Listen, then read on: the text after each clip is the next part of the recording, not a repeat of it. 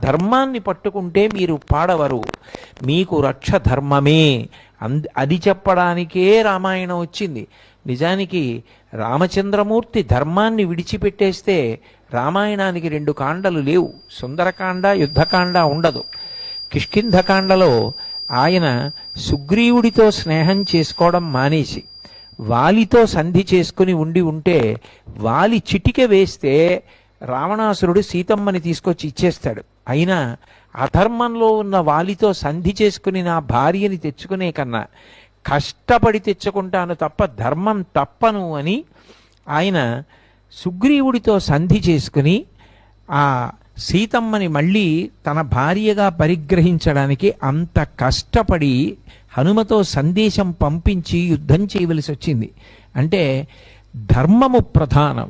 ధర్మాన్ని పట్టుకుంటే మీరు పాడవరు, మీకు రక్ష ధర్మమే.